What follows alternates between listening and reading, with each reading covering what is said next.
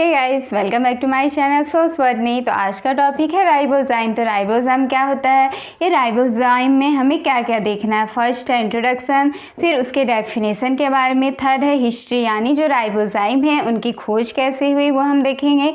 Fourth है characteristic feature of ribozyme, ribozyme के क्या क्या कैरेक्टर्स हैं। क्लासेस ऑफ राइबोजाइम, यानी जो राइबोजाइम है उन्हें किन किन क्लासेस में क्या किया है, डिवाइड किया गया है। एंड सिक्स्थ है उनके मैकेनिज्म के बारे में कि जो राइबोजाइम है वह कैसे काम करता है। एंड लास्ट है उनके एप्लीकेशन के बारे में, जो राइबोजाइम है उनका कहाँ कहाँ पर यूज़ होता है। यह सब हम डिटेल में देखेंगे, ठीक है।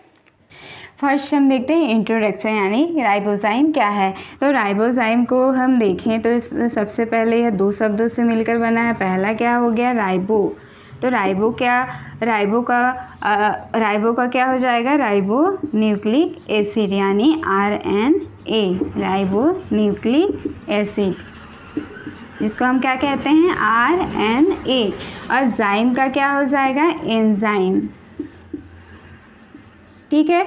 तो जो राइबोन्यूक्लिक एसिड है यानी जो RNA है, RNA क्या है, जेनेटिक मटेरियल है, एक सिंगल स्ट्रैंडेड मॉलिक्यूल्स है जिनमें क्या होती है, राइबो शुगर होती है, ठीक है। और एंजाइम, जाइम का क्या हो जाएगा, एंजाइम। तो एंजाइम आप सभी जानते ही हैं कि जितने भी जो बायोकेमिकल प्रोसेस हैं या उन सबको कैटेलाइज करने का काम कौन करेगा, एंजाइम करता है, यानी उन सबको उत्प्रेरित करता है कौन, एंजाइम, ठीक है। तो ऐसा RNA मॉलिक्यूल्स वो क्या करेगा, एंजाइम की तरह बिहेव करेगा, वह क्या कहलाता है, राइबोजाइम कहलाता है। यानी RNA मॉलिक्यूल्स जिनमें क्या होती है, कैटेलाइज करने की क्षमता होती है, वह क्या कहलाते हैं, राइबोजाइम कहलाते हैं। इसमें हम देखते हैं कि जो RNA होता है, यानी RNA क्या है, एक राइबोजाइम एंजाइम की तरह कार्य कर रहा है। तो राइबोजाइम क्या हो जाएगा, एक कैटालिटिकली एक्टिव RNA मॉलिक्यूल्स हो जाएगा, कैटालिटिकली एक्टिव RNA मॉलिक्यूल, या हम इसे कहेंगे RNA protein complex, RNA protein complex. इसमें क्या है कि कैटालिटिकली एक्टिव RNA मॉलिक्यूल्स जो होती हैं वह क्या कर रही हैं, एंजाइम की तरह कार्य कर रही हैं। तो यह क्या कहलाता है, राइबोजाइम कहलाता है। उसी में हम देखते हैं या इसे हम कह सकते हैं RNA प्रोटीन कॉम्प्लेक्स, जिनमें RNA क्या करता है, किसी भी प्रोसेस के लिए जो कैटालिटिक एक्टिविटी होती है उसके लिए रिस्पॉन्सिबल होता है। यानी जो प्रोसेस है उसे कौन उत्प्रेरित करेगा, इसमें RNA जो मॉलिक्यूल्स होता है वह प्रेरित करता है और एंजाइम की तरह कार्य करता है। तो यह क्या कहलाता है, राइबोजाइम कहलाता है। जनरली हम देखते हैं कि जो भी प्रोसेस होती है तो उन्हें कैटेलाइज कौन करता है, एंजाइम करता है। और जितने भी एंजाइम्स होती हैं वह क्या होती हैं, प्रोटीन्स होती हैं। लेकिन इस केस में ऐसा नहीं है, इनमें एंजाइम की तरह कौन कार्य कर रहा है, RNA काम करता है। तो इसमें हम देखते हैं कि RNA कैसे काम कर रहा है। एक तो RNA क्या होता है, जेनेटिक मटेरियल, यानी जो भी जेनेटिक इंफॉर्मेशन होती है उसे स्टोर करने का काम करता है। और एक किसके रूप में कार्य कर रहा है, कैटालिस्ट के रूप में। तो इसके जो राइबोजाइम थी उसके लिए एक हाइपोथेसिस दी गई, यानी एक हाइपोथेसिस में यह बताया गया कि जो भी प्रिमिटिव सेल्स होती हैं, प्रिमिटिव सेल्स, ठीक है। तो इस हाइपोथेसिस यानी राइबोजाइम के जो भी संदर्भ में एक हाइपोथेसिस दिया गया। तो इस हाइपोथेसिस में क्या बताया गया कि जो प्रिमिटिव सेल्स थी उनमें जेनेटिक मटेरियल क्या है, RNA, और जो क्या करता था, जो भी जेनेटिक इंफॉर्मेशन थी उसे स्टोर कर रहा था, और जो भी उनमें जो भी बायोकेमिकल प्रोसेस है उनको कैटेलाइज करने का काम कौन करता है, RNA, ठीक है। लेकिन धीरे धीरे जैसे जैसे विकास होते गया तो उनमें जो जेनेटिक मटेरियल यानी जो जेनेटिक इंफॉर्मेशन होती है उसको स्टोर करने का काम कौन करने लगा, DNA। और इनमें कैटेलाइज के लिए मेजर कंपोनेंट कौन आ गए, प्रोटीन्स, यानी जो भी एंजाइम आ गए। और जो एंजाइम थे वो यानी जो भी एंजाइम है वो क्या है, प्रोटीन्स हैं, और यह जो भी प्रोसेस थी उन्हें कैटेलाइज करने का काम करने लगा। ठीक है, तो इस तरीके से एक हाइपोथेसिस दिया गया जिनमें क्या है, आरएनए जेनेटिक मटेरियल के रूप में भी है, और जो आरएनए है वह क्या है, जो कैटेलाइज के रूप में भी काम करता है, यानी जो प्रोसेस है उन्हें उत्प्रेरित करने का काम भी करता है। लेकिन हम देखते हैं कि जो आरएनए होता है वह क्या होता है, लेस स्टेबल होता है, किसकी तुलना में, डीएनए की तुलना में। तो यह जेनेटिक जो इंफॉर्मेशन है उसको अच्छी तरह से क्या नहीं कर सकता, स्टोर नहीं कर सकता। तो इसके लिए क्या हो गया, डीएनए, जो डीएनए होता है वह जेनेटिक जो इंफॉर्मेशन होगी उसे स्टोर करता है अच्छे तरीके से। तो जेनेटिक मटेरियल क्या हो गया, डीएनए। इसमें हम देखते हैं कि जो आरएनए होता है वह कहाँ कहाँ पाया जाएगा, जैसे जो प्लांट्स हो गए, प्लांट्स यानी जो वायरसेस हैं, रेट्रोवायरसेस हैं, इन सब में क्या होती हैं, आरएनए जेनेटिक मटेरियल के रूप में प्रेजेंट होती हैं, और जो भी प्रोसेस होंगी उन्हें कैटेलाइज करने का काम भी करती हैं। तो यह दोनों तरह से कार्य करता है। इसमें हम देखते हैं कि जैसे जो रेट्रोवायरस होती है, रेट्रोवायरस, जो रेट्रोवायरस होती है उनमें जेनेटिक मटेरियल क्या होता है, आरएनए होता है। लेकिन जैसे ही जो रेट्रोवायरस होगी वह किसी भी होस्ट को क्या करेगा, इन्फेक्ट करेगा, तो उसमें जो आरएनए होता है वह क्या होगा, रिवर्स ट्रांसक्रिप्टेज के द्वारा क्या में चेंज हो जाता है, डीएनए में चेंज हो जाता है। तो इस तरीके से यह बताया गया कि RNA act as a genetic material and RNA act as a catalyst. इस तरीके से हम देखते हैं कि जो अधिकांश जीवों में जो जीव होते हैं उनमें जो जेनेटिक मटेरियल क्या होता है, डीएनए होता है। लेकिन जो कुछ मेन जो जेनेटिक मटेरियल क्या होता है, डीएनए होता है, अधिकांश जीवों में यही पाया जाता है। लेकिन जो कुछ वायरसेस होते हैं, रेट्रोवायरसेस, यानी कुछ वायरस में हम देख लेंगे TMV, HIV, जो बैक्टीरियोफेज है, इन सब में जो जेनेटिक मटेरियल क्या होता है, आरएनए होता है। तो जितने भी जो लिविंग ऑर्गेनिज्म होती है उसमें हम देखेंगे कि बहुत सारी बायोकेमिकल क्या होंगी, प्रोसेसेस होंगी। तो जो बायोकेमिकल प्रोसेस होती है तो इनमें कुछ प्रोसेस ऐसे होती है जो केवल किसके द्वारा कैटेलाइज होगी, आरएनए द्वारा ही कैटेलाइज होती है। यानी जो राइबोजाइम होती हैं, आरएनए मॉलिक्यूल्स ही जो क्या करेंगी, एंजाइम की तरह कार्य करती हैं। तो जो राइबोजाइम होती है उनके द्वारा ही जो कुछ बायोकेमिकल प्रोसेस होती है उन्हें कैटेलाइज करने का काम किया जाता है। ठीक है, यानी यह एक इम्पॉर्टेंट रोल प्ले करते हैं। तो राइबोजाइम को हम देखते हैं कि राइबोजाइम कहाँ कहाँ प्रेजेंट होंगे, यानी जितनी भी जो लिविंग किंगडम्स होती है उन सबके जीनोम में यह पाए जाते हैं और विभिन्न प्रकार की प्रोसेस करेंगे। जैसे एक एंजाइम होता है वह क्या करेगा, कैटेलाइज करने का काम करेगा कोई भी बायोकेमिकल प्रोसेस को, उसी तरह से क्या काम करता है, राइबोजाइम भी काम करता है। और राइबोजाइम क्या करता है, जैसे इसके कार्य में हम देख सकते हैं कि जो जीन एक्सप्रेशन में जो आरएनए स्प्लाइसिंग होती है उसमें यह प्रमुख रूप से अपना रोल प्ले करता है। जैसे जीन एक्सप्रेशन में जो आरएनए स्प्लाइसिंग की प्रोसेस होगी,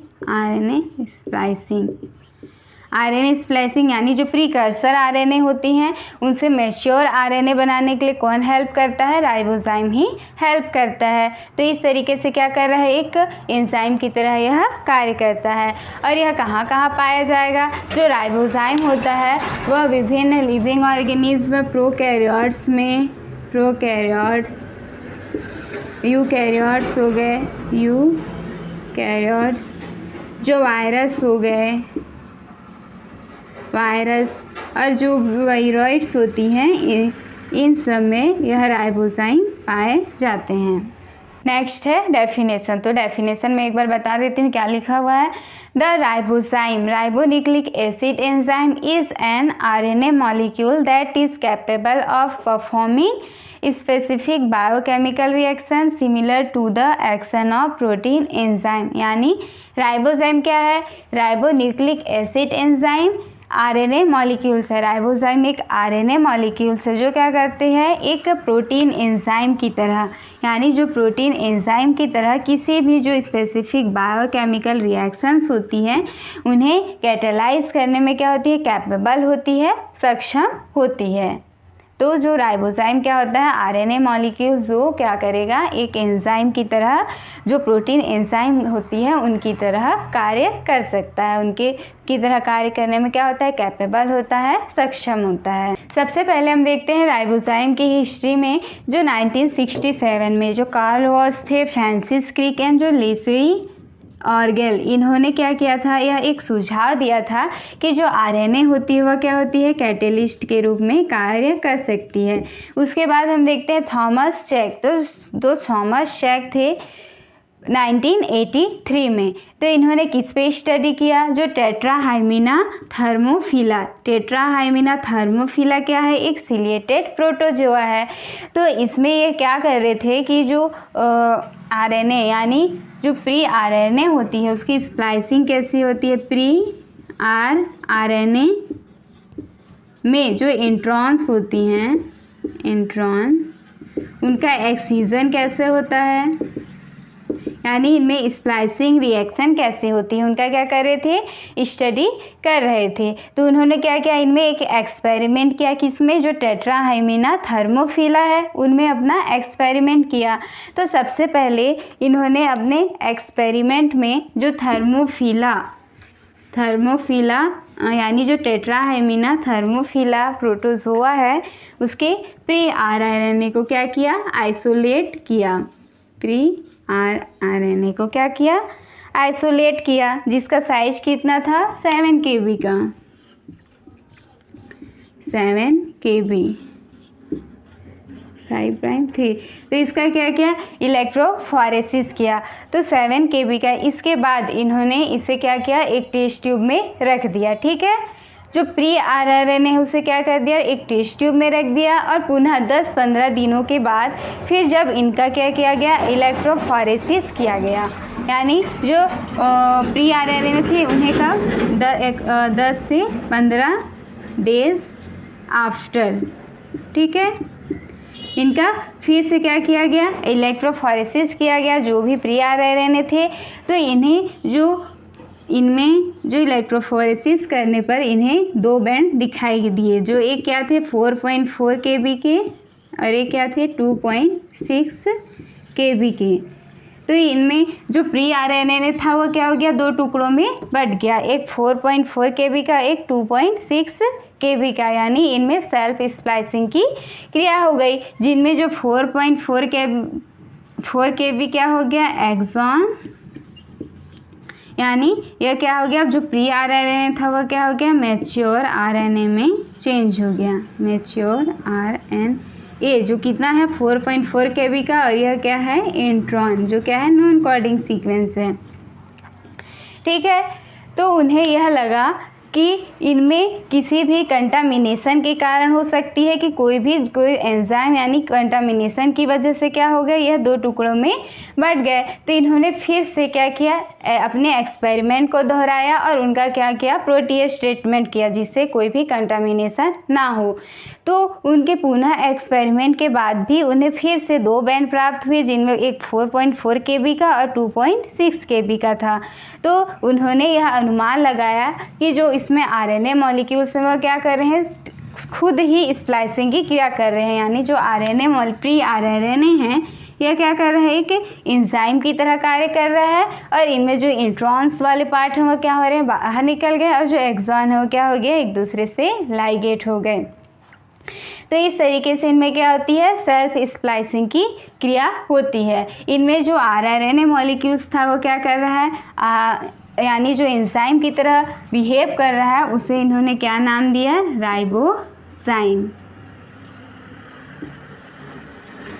तो इनमें बाहर से कोई भी ऐसा कोई भी मॉलिक्यूल्स नहीं था जो इन्हें कैटालाइज कर सके। तो इनमें स्वयं ही जो आरएनए मॉलिक्यूल्स थे वह क्या कर रहे थे, एंजाइम की तरह बिहेव कर रहे थे और स्प्लाइसिंग की उनमें प्रोसेस हो रही थी, जिससे क्या हो गया, जो प्री आरएनए था वह क्या हो गया, मैच्योर आरएनए में चेंज हो गया। तो इससे इन्होंने यह निष्कर्ष निकाला कि इनमें जो आरएनए मॉलिक्यूल्स है वह क्या, राइबोजाइम है और यह क्या करते हैं कि कैटलिस्ट की तरह क्या करते हैं, कार्य करते हैं। तो इस तरीके से इनके एक्सपेरिमेंट के बाद जो विभिन्न राइबोजाइम थे उनका डिस्कवरी हुई। जैसे क्या हो गया, group 1 self splicing intron, group 1 self splicing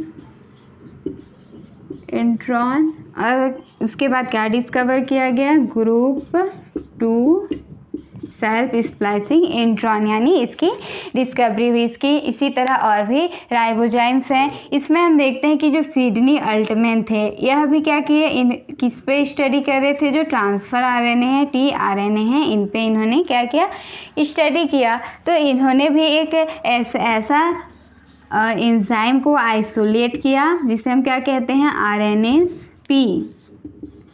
तो जो आरएनएस-पी एंजाइम, तो आरएनएस-पी एंजाइम क्या करता है कि जो प्री टीआरएनए होता है उन्हें मैच्योर टीआरएनए में क्या कर रहा था, कन्वर्ट कर रहा था। प्री टीआरएनए को किस में, मैच्योर टीआरएनए में।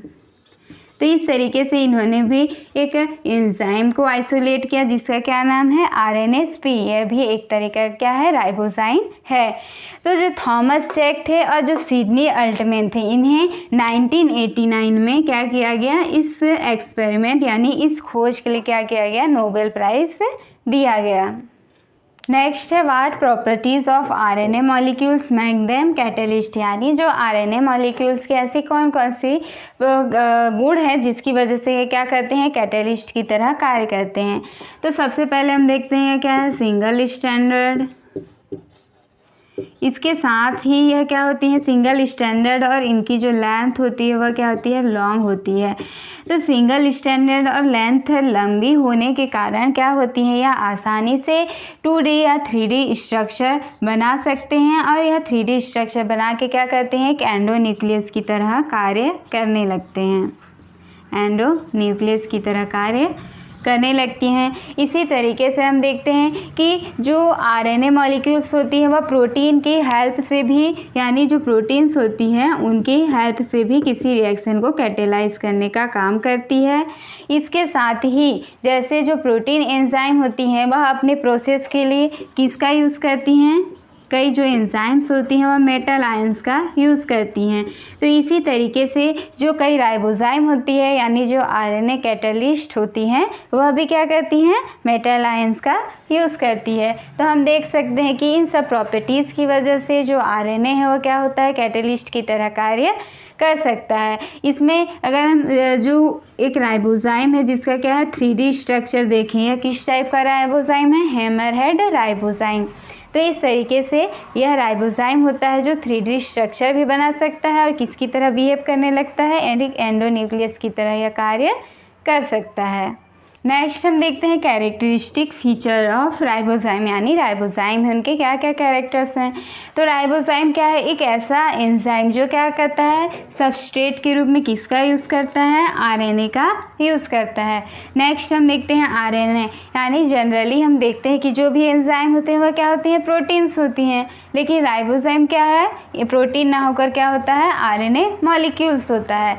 उसके बाद आगे है ट्रांसक्रिप्शन, यानी जो ट्रांसक्रिप्शन की प्रोसेस होती है उनमें आरएनए सिंथेसिस का काम भी कौन करता है, राइबोजाइम करता है। तो वह राइबोजाइम जो ट्रांसक्रिप्शन प्रोसेस में क्या कर रहा है, आरएनए सिंथेसिस कर रहा है, क्या है, राइबोजाइम है। उसके बाद हम देखते हैं एक प्रकार का ऐसा एंजाइम जो क्या करता है, जीन एक्सप्रेशन में आरएनए स्प्लाइसिंग का काम करता है, वह क्या है, राइबोजाइम है। आरएनए स्प्लाइसिंग में क्या होगा, जो प्रीकर्सर आरएनए होती है उन्हें क्या में चेंज करता है, यह मैच्योर आरएनए में चेंज करता है। ठीक है, तो यह क्या हो गए, इसके मेन कैरेक्टर्स हो गए। क्लासेस ऑफ राइबोजाइम, तो राइबोजाइम के कौन कौन से क्लास हैं, पहला हो गया लार्ज राइबोजाइम और दूसरा होता है स्मॉल राइबोजाइम। तो लार्ज राइबोजाइम में क्या आएंगे, यानी जो 100 से लेकर 3000 क्या होते हैं न्यूक्लियोटाइड्स के होते हैं वो क्या कहलाते हैं, लार्ज राइबोजाइम। इसी तरीके से जो 100 से लेकर 150 जो न्यूक्लियोटाइड्स के हैं वो क्या कहलाएंगे, स्मॉल राइबोजाइम्स। लार्ज में कौन कौन से हो गए, जैसे self splicing group 1 and group 2 introns, RNase P, ये सब क्या है, लार्ज राइबोजाइम्स हैं, ठीक है। और स्मॉल राइबोजाइम्स क्या हो गए, हैमर हेड जिसका स्ट्रक्चर अभी हमने देखा था, हेयर पिन, यह सब क्या है, स्मॉल राइबोजाइम है। उसके बाद हम देखते हैं कि जो राइबोजाइम होता है वो क्या होता है, एक तो नेचुरली रूप से पाया जाता है और एक क्या होता है आर्टिफिशियली रूप से। कहाँ बनाया जाएगा, इसे लेबोरेटरी में बनाया जाता है, ठीक है। तो नेचुरली रूप से कौन कौन से राइबोजाइम्स पाए जाते हैं, यानी जो सेल्फ स्प्लाइसिंग ग्रुप 1 एंड जो ग्रुप 2 इंट्रॉन्स हैं, ये क्या हैं, नेचुरली रूप से प्राप्त किए गए हैं या पाए जाते हैं। इसी तरीके से और क्या हो जाएगा, राइबो स्विचेस हो गया, फिर हो गया हैमर हेड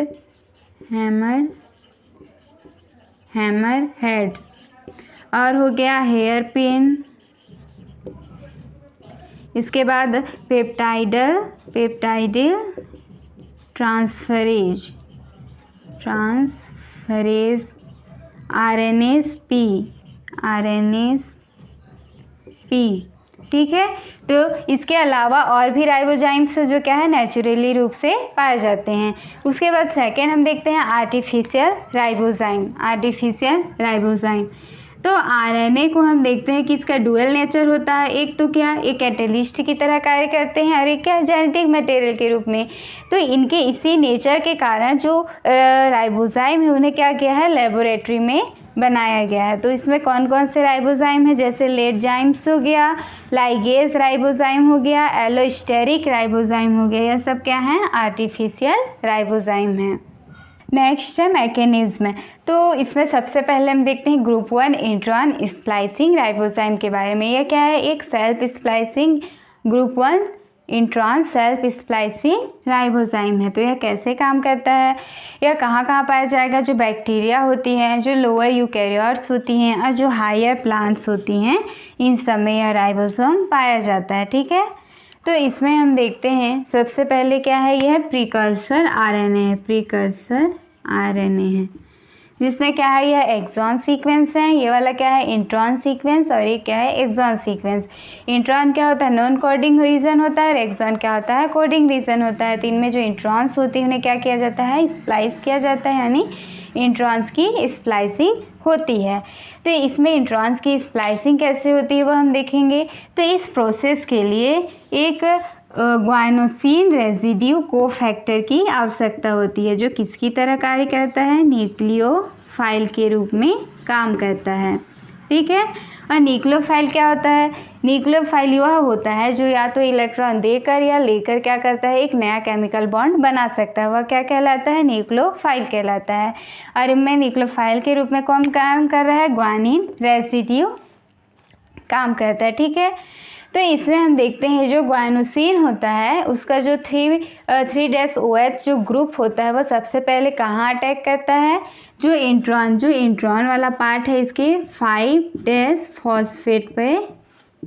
फॉस्फेट पर क्या करता है, अटैक करता है। और अटैक करने के बाद यह क्या बना लेगा, फास्फोडाइएस्टर बॉन्ड बना लेता है, फास्फोडाइएस्टर बॉन्ड बना लेता है, ठीक है।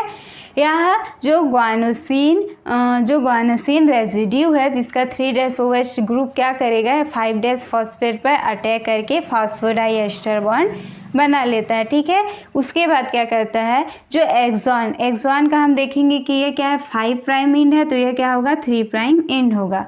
अब इसमें जो 3' OH जो होता है वह क्या करेगा, यह अब एक न्यूक्लियोफाइल के रूप में काम करता है। और यह कहाँ अटैक करेगा, जो एक्सॉन का 3' सीक्वेंस जो होता है, 3' जो एंड है वहाँ पे जाकर क्या करता है, ये अटैक करता है, ठीक है। उसके बाद क्या होगा कि जो इंट्रॉन्स वाला पार्ट होता है, यानी जो इंट्रॉन्स वाला यह पार्ट है, जो सीक्वेंस है वो क्या होता है, एक्साइज हो जाता है, इस तरीके से इसको बाहर स्प्लाइस कर दिया जाता है, ठीक है। जो इंट्रॉन्स वाला पार्ट है वो क्या हो गया, एक्साइज्ड हो गया, और जो एक्सॉन्स, ये क्या था, एक्सॉन, और ये क्या, एक्सॉन, तो ये दोनों क्या हो गए, आपस में क्या हो गए, लाइगेट हो गए, और ये क्या कहलाता है, मैच्योर आरएनए, मैच्योर आरएनए।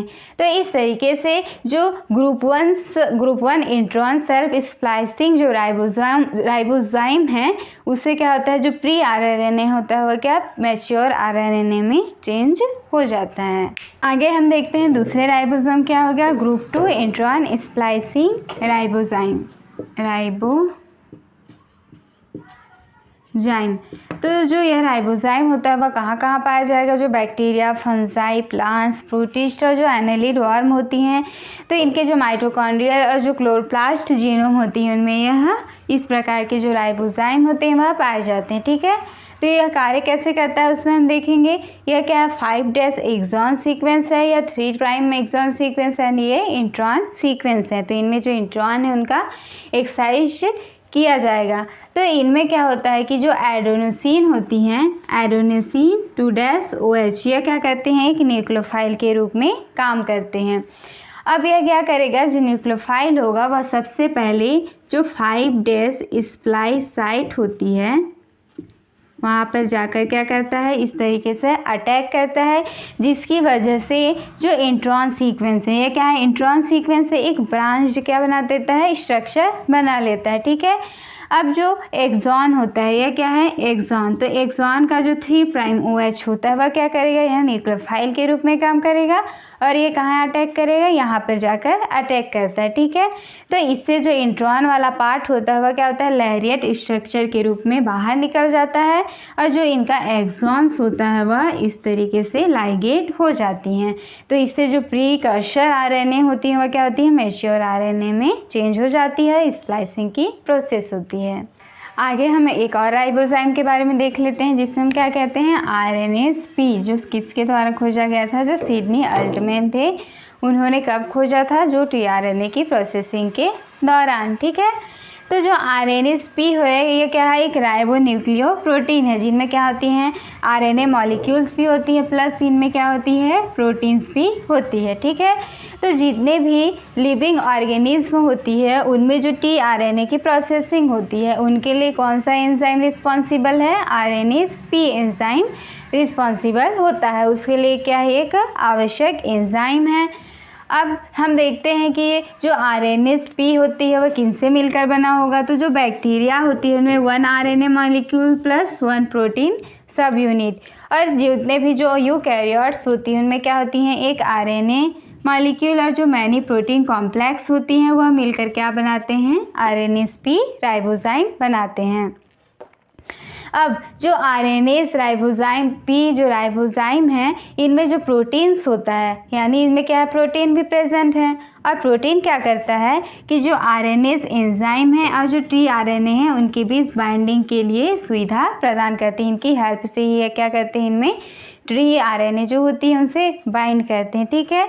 और इनमें जो डाइवैलेंट आयंस होती हैं उनकी भी आवश्यकता होती है इनकी रिएक्शन के लिए, जो कैटलिस्ट होती है उनकी तरह इन्हें भी आयंस की आवश्यकता होती है। हम देखते हैं कि जो RNase-P होती हैं वह 60 से भी अधिक जो tRNA हैं प्रीकर्सर को किस में चेंज कर सकती हैं, जो मैच्योर tRNA हैं उनमें चेंज करने में क्या होती है, कैपेबल होती हैं, ठीक है। अब हम देखते हैं कि जो RNase-P होता है वह कैसे काम करता है। तो जो प्रीकर्सर tRNA होता है, tRNA क्या है, जो tRNA क्या करता है, जो ट्रांसलेशन की प्रोसेस के दौरान क्या करेगा, जो अमीनो एसिड्स होती हैं उन्हें लाने का काम करता है। तो ये क्या है, एक आवश्यक घटक होता है। तो जो प्रीकर्सर tRNA होता है वह क्या होता है, इनएक्टिव होता है। अब प्रीकर्सर जो tRNA होते हैं तो वह क्या, उसको क्या करता है, जो RNase-P राइबोजाइम होता है वह क्या करेगा, इनके जो 5' ओवरहैंग होती हैं उन्हें कट करती है, और उसके जो हेड पार्ट्स होती हैं उन्हें रिमूव कर दिया जाता है, उन्हें रिमूव कर देती है और एक मैच्योर यानी जो tRNA में क्या कर देगी, चेंज कर देगी, जो कैसा होता है, एक्टिव होता है, और यह फिर अपने कार्य को जो भी ट्रांसलेशन में इसकी जो भी आवश्यकता है वहाँ पे जाकर अपने कार्य को करेगा। ठीक है, तो जो RNA होता है वह क्या करेगा, इस प्रीकर्सर जो tRNA होती है उनके एक्टिवेशन में हेल्प करती है। और लास्ट हम देखते हैं इसके एप्लीकेशन के बारे में कि जो राइबोजाइम है उनके क्या क्या एप्लीकेशंस हैं। तो RNA यानी जो राइबोजाइम होती है उसे हम देखें तो जो राइबोजाइम होती है वह क्या करती है, जो RNA मॉलिक्यूल्स होती हैं उन्हें स्पेसिफिक साइट पर क्या कर सकती हैं, क्लीव कर सकती हैं। तो इसमें जो इसका यूज़ होता है वह कैसा होगा, एंटीवायरल और जो एंटी कैंसर ड्रग बनाने के लिए इसका यूज हो सकता है। कैसे होगा, मान लेते हैं कि हम जैसे कोई यह क्या है, एक RNA है जो क्या है, वायरल RNA है, तो इनमें जो सिंथेटिक राइबोजाइम होता है उसे क्या करा देंगे, इंसर्ट करा देंगे। ठीक है, तो जो सिंथेटिक राइबोजाइम होगा वह क्या करता है, इसके साथ जाकर बेस पेयरिंग कर लेता है, उसे बाइंडिंग कर लेता है।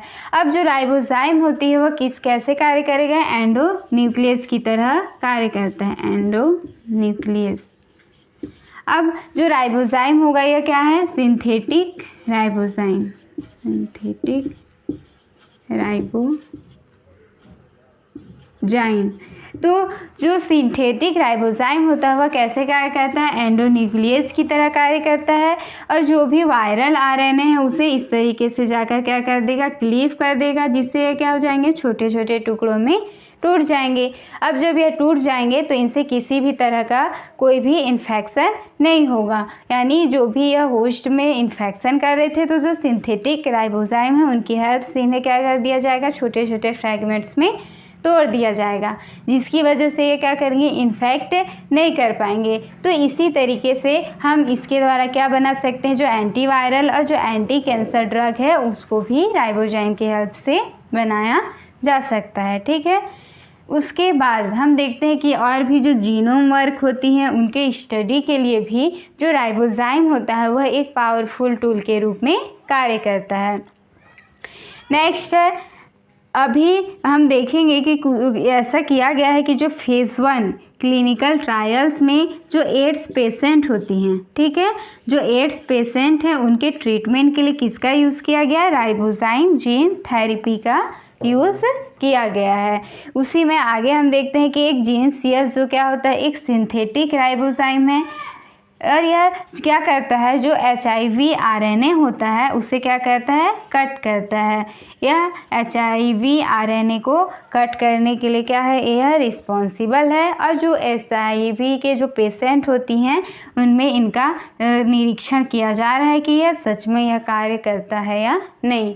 तो इस तरीके से जो राइबोजाइम है उनका विभिन्न क्षेत्रों में अलग अलग क्या है, इनके एप्लीकेशंस हैं, और इनका यूज़ विभिन्न प्रकार के क्या हो सकते हैं, ड्रग बनाने में जो, या फिर जो हम कह सकते हैं जो भी वैक्सीन्स बनाने में इनका यूज किया जा सकता है। इसके अलावा जो भी जीनोम वर्क की स्टडी होती है उन सब में यह क्या होगा, एक पावरफुल टूल के रूप में कार्य करता है।